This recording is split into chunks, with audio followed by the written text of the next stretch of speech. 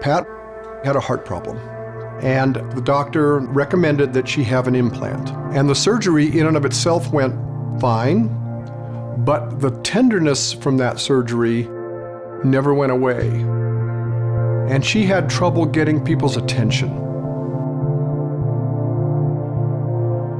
She was pushed back from whatever the medical providers were, whether it was an inquiry at the customer desk or her post-surgical follow-up with her surgeon. They denied that there was anything wrong and that this was standard operating procedure. This is just how your body will heal.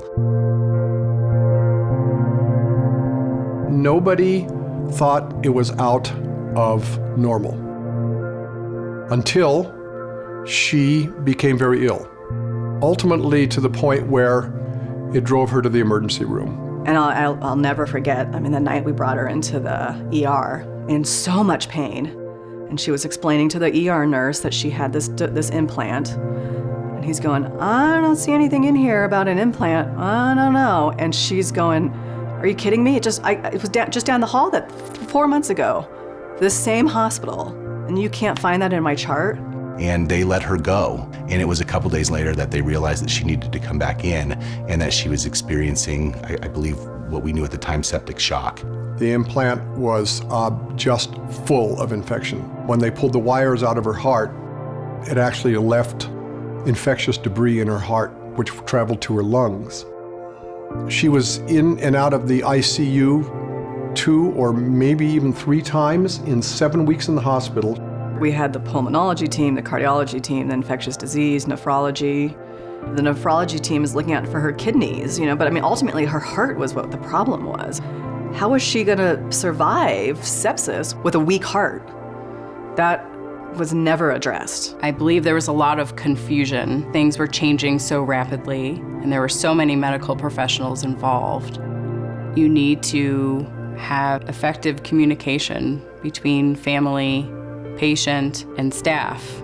To have a printout of a pulmonologist's perspective or have a printout of what tests were done for Pat today would have been tremendous. Looking back, it's just shocking that she's not with us any longer. I think that's the hardest thing to come to terms with. I made several attempts in order to obtain medical record. I'm not convinced to this day that I actually have complete medical record. In having others review the record, they were able to confirm that there were many components that were missing. That makes me wonder, what were you treating her for? What were you looking at? I'm not sure. A lot of not sures. The medical records are vague. All those phone calls, never a part of the medical records. The discussion with the technician, not part of the medical records. The discussion with the nurse practitioner or physician's assistant in the lobby of the surgeon's office, no record. The reality is, medicine is a practice, and it's something we're practicing every day. And so we have to make sure that when we are practicing medicine, that we're working in the best interest of the client. We also got to make sure that when we're accessing medical care, we just don't rely upon our doctors. We got to look at it from multiple different lenses and multiple different perspectives. We have to ask the hard questions. We have to challenge them. Her whole life, my mom was a fighter. She never gave up. She overcame many odds. And during her illness, she fought so hard. Her struggle and her fight and her ultimate death can't be for nothing.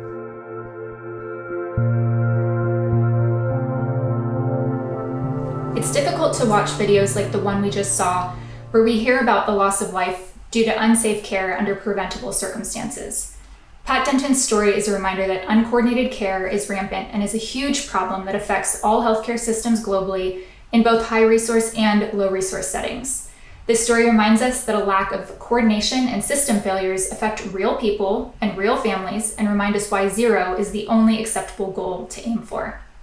It's a pleasure now to introduce the next panel geared towards educating the general public and anyone else who might want to learn about how you can make your healthcare safer. The moderator of this panel is Dr. Yanling Yu, who lost her own father, Jingjun Yu, due to preventable medical error. She's the president of the Washington Advocates for Patient Safety, and both her and her husband, Rex, have been involved with our organization for several years, as well as many other patient safety-focused organizations for decades. Dr. Yu, thank you so much for being with us today and agreeing to lead this panel. I'll now hand it over to you to introduce our esteemed panelists and get us started. Thank you very much, Ariana, for your very nice introduction. Again, my name is Yanling Yu. I'm the moderator of this panel session. Here I have three outstanding panelists, Diane, Jimmy, and Anka, to join me. We welcome you all to join this panel discussion that we hope is very helpful in particular to patients and families and the general public. You just watched the video of a true patient story. It highlights many important issues that we hope to cover during this panel discussion.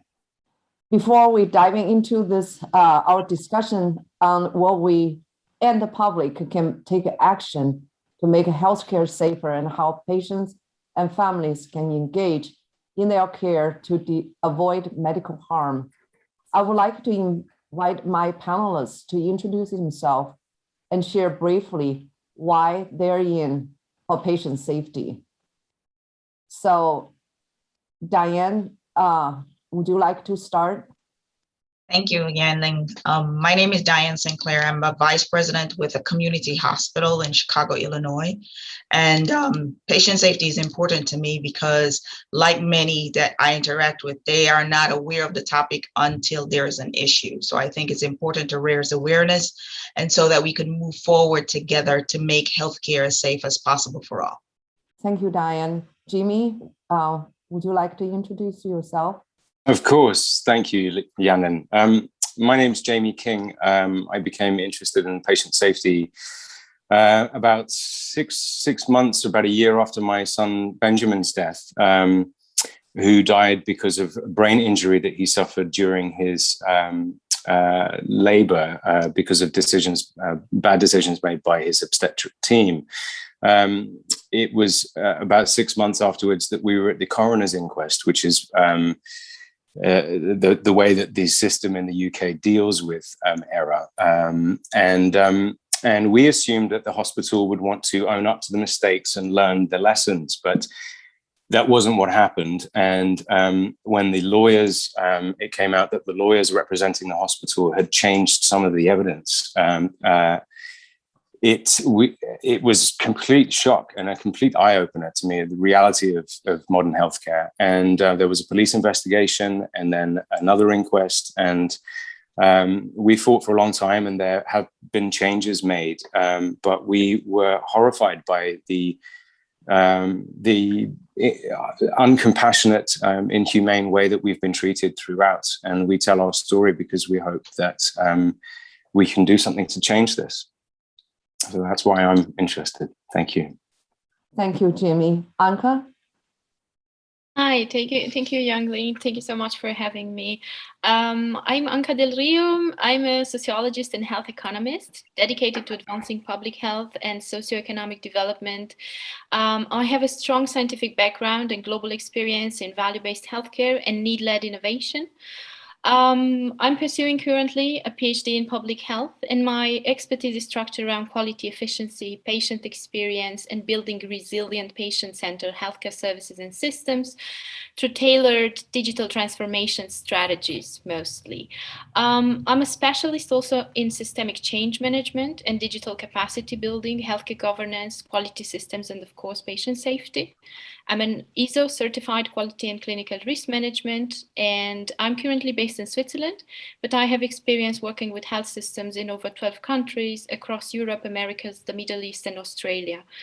I'm here for patient safety today, but in general also with the Patient Safety Movement Foundation for many years already, because we must shift the paradigm and break the silos in all health systems. Quality healthcare is, in my opinion, a complex concept, however, a human right, and all stakeholders must work in the continuum of care and together towards reducing clinical errors due to human factors. It's time to put the patient in the driving seat, and that's my motto in all health innovations and initiatives that I'm currently involved in. Happy to be here with you. Thank you, Anka. And thank you for Diane and Jimmy to introduce yourself. I'm sure we have exciting discussions coming up. And so now let's talk about why we are talking about patient safety and why this is so important to all of us. And also what is the public awareness on this issue. and especially how does healthcare equity affect patient safety? And so I would like to start with Diane. Diane, would you like to make some comments, share some thoughts on Thanks. those issues? Mm-hmm. Thank you, Yangling. So we're here talking about this issue because I think it is a larger issue than many people are aware of. I think for many in the public, they only become aware of patient safety as a topic when there is an issue, meaning that when they experience it themselves, whether there's a death or a long-term effect of some medical procedure. I think patient safety is something that everybody should be aware of, and we should be talking about it. But part of that is about making the public more aware and also making them understand their rights as patients.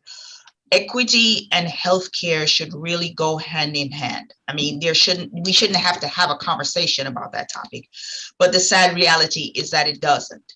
And I could speak from my experience here is that in the United States, where oftentimes the quality care that one experiences, there's a direct correlation between that and the level of wealth that one has. And that should not be the case, right? And a human being is a human being, and a human being has a right to some basic level of respect, a basic level of communication, and a basic level of well-being.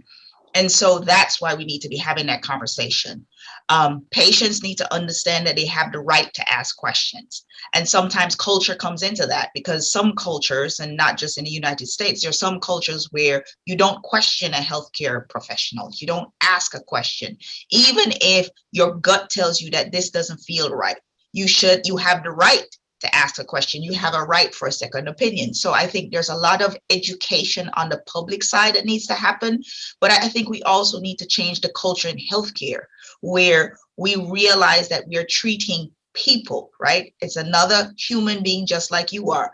And we need to get out of the place where, because we do this every day and it's second nature to us, it doesn't mean we don't take the time to be compassionate, to explain, and to listen to what the patient or the family's concern or suggestions are. So I think there's a lot of education that needs to happen. I think there's a lot of cultural change that needs to occur, but we also need to find a way to eliminate those implicit biases that sometimes come to bear when we meet. And I think all of those things are going to impact healthcare as a whole. Thanks. That's a great comment. Thank you for sharing your thoughts and perspective. Jimmy, do you have any thoughts on that? Yeah, absolutely. So many great points were made. I mean, I really picked up on the relationship between healthcare providers and patients is a relationship between human beings, and therefore it kind of exists with the same needs. And I think trust, the assumption that going in, it's going to be a positive relationship, is an essential part of a relationship. Unless you suspend disbelief and you trust, there's no working together. There's no connection. But what happens when that trust is broken is that very, very quickly the relationship starts to break down. And I think anyone who spent any amount of time in hospital knows that that's a continuing thing. Something happens, and you have to re-engage. You have to advocate for yourself. You have to, no matter whether you get rejected, your concerns aren't listened to, you have to make them again. And you have to, as you say, you are an active participant in your own health. I think when people are afraid, there is a very normal human response that they want someone else to take care of them, and they want the responsibility to go to someone else. And I think modern sort of healthcare has this embedded into it, where I go in and then they fix me, tell me what's wrong, doctor. So, but I think that this narrative has created this disconnect, which helps keep the situation what it is. It prevents learning. So I think, we can't assume that things are safe, even though we want them to be, and we have to engage in a authentic way with the people who are providing care. And that's not an easy feat. And, it requires continual engagement from everyone. Thank you, Jimmy. Many good comments. Anka, any thoughts? Thanks for the question. I think that healthcare is becoming a highly profitable industry. And this is unfortunately the truth these days, regardless of the system that we're referring to. And that it's our responsibility as citizens, but also professionals, to make sure that this transformation does not benefit some and affect the most. In my career, I have been always driven to say, and this is what I'm telling always to the stakeholders I'm at the table with, regardless if it's an international project or if it's just my daily job in the hospital. I'm saying we must think for a solution as we are the patient. It doesn't matter if I'm the CEO of a hospital. It doesn't matter if I am the big pharma and corporate entity playing the cards at the table. It plays no role, because one day we're all going to be patients. And if we are not thinking the healthcare systems this way, we are going to fail. And we are not going to fail as individuals. We are going to fail as a system, as a community, as a world, as we are seeing in so many other aspects that we are actually facing these days, such as the climate change and the devastation of the pandemic from last year and so on. So I think that if healthcare is about providing a service, as a business or a public health system, because these are things that we are probably out of our hands to change, then it must raise up to the challenge. And we can't be any more afraid to be sick, because that is something that we cannot mostly avoid. Of course, we can work towards prevention, but that it's not avoidable, unfortunately. Therefore, we must treat the healthcare industry as a provider, and they should treat the patients as the procurer and the payer. And after what we lived last year, I think that should be the big lessons that all of us should learn, from policy to decision makers to big corporates and back to the society and each patient. Yeah, good comments. You all touched on some very important issues about the healthcare that we all need to work on to make it safer. 20 years ago, the IOM Institute of Medicine published a report to Air is Human. And so why do we constantly ask, why do medical error and harm still remain a big problem today everywhere in the US, in the outside the United States?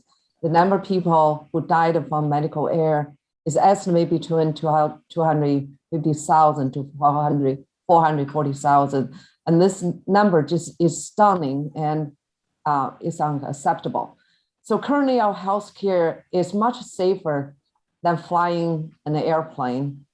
And a medical error and harm exists not only in the US, like I said, also in other countries around the world. So I would like to spend a few minutes to highlight the differences in healthcare system relevant to patient safety between the European country and the US. I know Jamie and Anka, you are, in other countries. So I will start with Anka. So if you have some thoughts to share on that. The secret sauce. I don't have the secret sauce, unfortunately, to resolve this equation for you. What I can, my opinion about it, and now there's a lot of polemic around it, is working towards outcomes, value, patient empowerment, patient experience, and generally these are very fancy words, and our audience probably hears that all the time. You open the TV, you open a newspaper, it's quite trendy and fancy to use those. But the question behind it is like, are we actually doing something towards a more equitable, a more valuable continuum of care?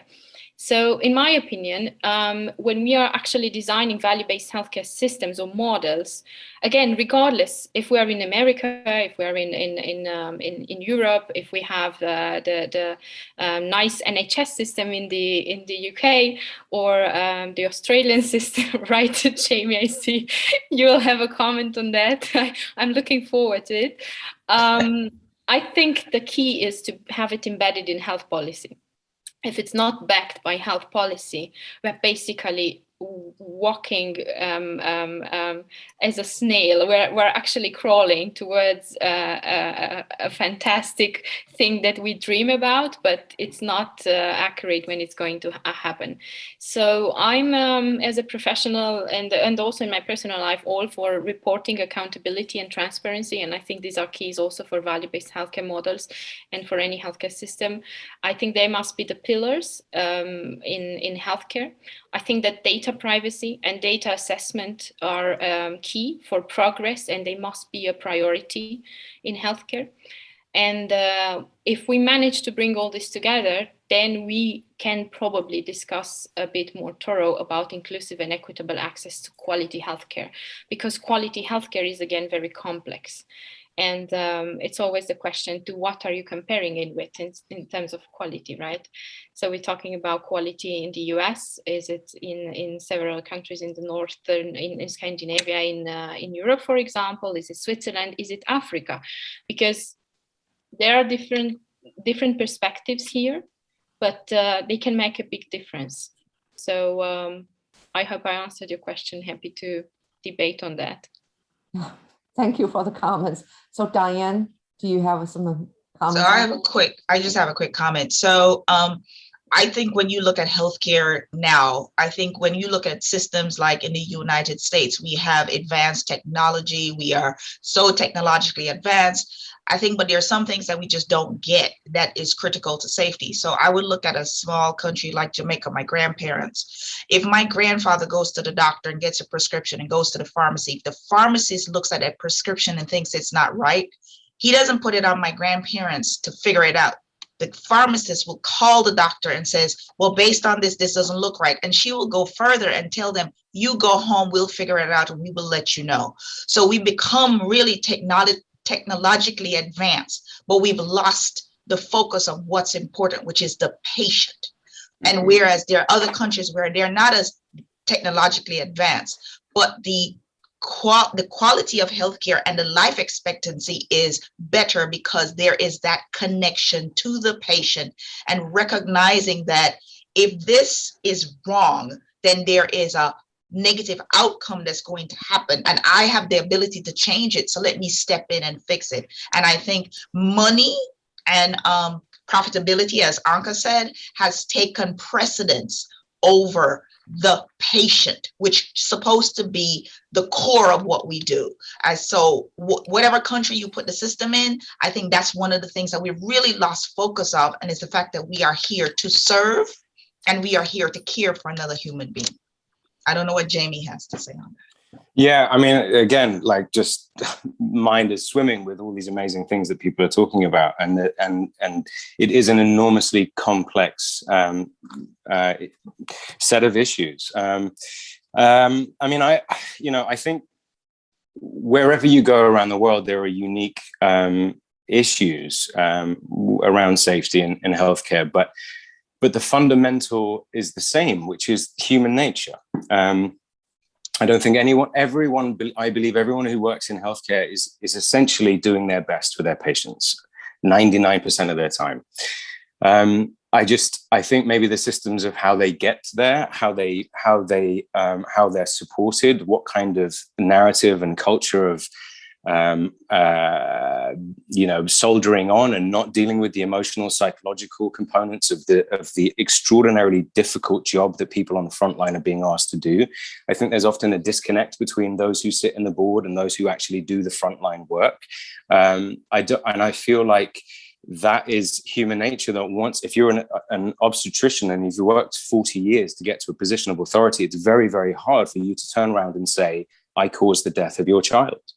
I mean, there's no easy way of doing that, and no algorithm is going to be able to support the human being who has to make that conscious decision to say to another human being that I harmed you, even though I didn't intend to. And I think that we've known about these issues for a very long time, and yet there hasn't really been much shifting away from the numbers of preventable harm that occurs. because I don't think we've meaningfully addressed that. I think our value system is still the same. It's based on profit. It's not, and it needs to shift. Now, as someone who my son did not get his life. He died at 5 days old because of the choices that were made by those obstetricians, and nothing can be done to bring him back. But there was much that could be done to support us in the reality that we were in, and to support the obstetricians in the learning that they needed to go through. And the system was not set up for that. For me, I think it's where there's courage in institutions to lean in to support their workers in the authentic experience that they have, there's an improvement. Where there isn't, there's the same problem, which is we focus on getting done what we want, and we'll think about what happens if it doesn't go well afterwards. And we need to be proactive about what happens afterwards. And because I think, these are not data. This isn't data. These aren't numbers, and these aren't statistics. These are human beings who have human needs that, if they are met, I feel like a lot of these problems, would be solved. But that takes incredible courage from people who are making top line decisions, and most of the time they're so far removed from it that they don't look at the people harmed as a family who want to forgive and want the obstetricians to learn and want to move on. They don't see them as that. They see them as a liability. So they treat them as that. And if what I found is that if the moment something happens, there isn't a strategy of how to deal with it, the best stuff is sort of what happens, and it's not good. And that is not limited to, in Europe, old societies have a lot of control, so it's very hard for patients to hold people accountable. In America, it's much easier to bring litigation, but they're still not dealing with the fundamental of the issue. Well, a great comments. As you all touched, the healthcare have a great impact on people's life. So I just wonder, Jimmy, you touched briefly on maternal child health and care safety, and do you have more to touch more on this? Sure. I think on this population. I think the continuation of what I was sort of saying, I suppose, is that when the mistakes happen in obstetrics, the cost can be extraordinarily high. Now, Benjamin died from his injuries, but there was a brief moment in the beginning of immediately afterwards where his MRI showed that he was going to live and he would have cerebral palsy. Now, there would have been a lawsuit to take care of him. There would have been a lawsuit, probably, £5 to £10 million, depending on what he would need for that. And so these mistakes that happen in obstetrics are extraordinarily financially costly for the hospital. But the emotional and psychological trauma of losing your child in that way, it's incalculable. And I at the beginning of this event, we watched a great friend of mine, James Titcom's story, and he's been a real sort of hero of mine, because I mentioned it briefly at the beginning of this panel that we had two inquests that were separated by a police investigation that was looking into the attempted cover-up to basically deflect the decision that led to his brain damage. They wanted to try to deflect it away from specific individuals, and wanted to and during that break between the first and second inquest, I feel like it was like being in the Wizard of Oz and the curtain gets pulled back and you sort of see what's behind the curtain. And I realized that all of the reality of healthcare. And I read James Titcom's book. James Titcom he's had a similar experience with his son Joshua, but he fought for 10 years to get it uncovered. And to me, it was like the lighthouse in the storm of you're not crazy to think all this is happening to you, because it is happening to you, and it's happened to many other people, and there is a way through it. And that, that became, a huge thing for me. I mean, I think there is no happier day than the birth of your children, and yet the errors that are made in obstetrics account for a huge proportion of the litigation and the payouts for errors afterwards. And so just for those two reasons at all, it's so great that the WHO has highlighted it this year, because I think really tackling that would be a tremendous step forward for healthcare. And I think what I've learned a little bit is that good ideas that stick, that work, tend to be mirrored and then used. And I feel like anesthesiologists have obviously paved the way in safety culture because they have the most risk. And so if we can sort of turn some of this around within the maternity issue, I think it will continue to grow in other areas. Thank you for your comments. I'm sorry for your loss, and great you're taking on the patient safety to improve the care for everyone else.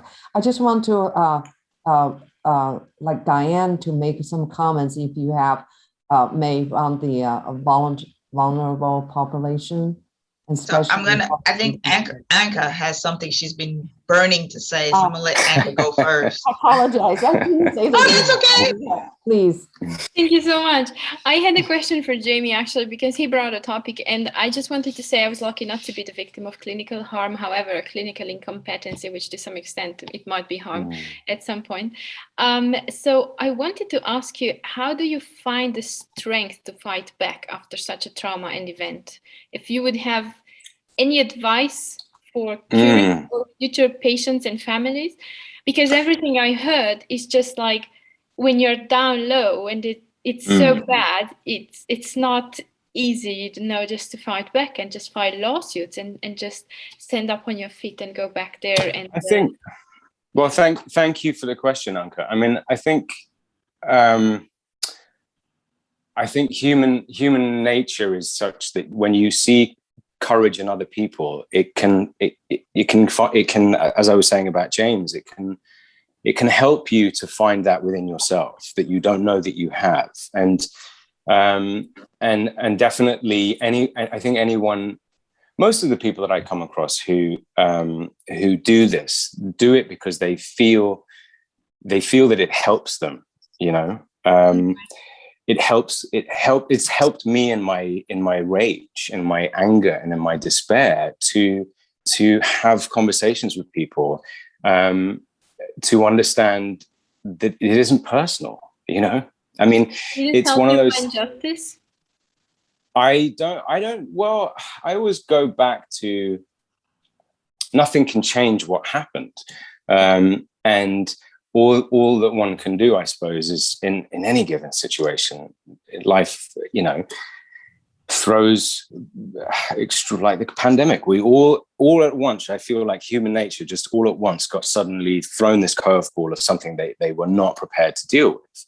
But what happens is resilience that you didn't know was there starts to creep through. And the more real you can be about it, the more authentic you can be about the truth of your experience, the more that shows up, and that you realize maybe you don't fully understand like why, but there's a kind of a how that reveals that most of the progress that happens in humanity is because people stand up from a place of personal experience and say, hey, this isn't right. I mean, I feel like people sit around those boardrooms making those decisions, not because they're bad people, but because they don't know something else. And so when you can say, well, this is what my experience was with my child, and this is what it was like for me and my wife, and they see that, there's no denying that, that you realize that actually everyone has some version of this experience. And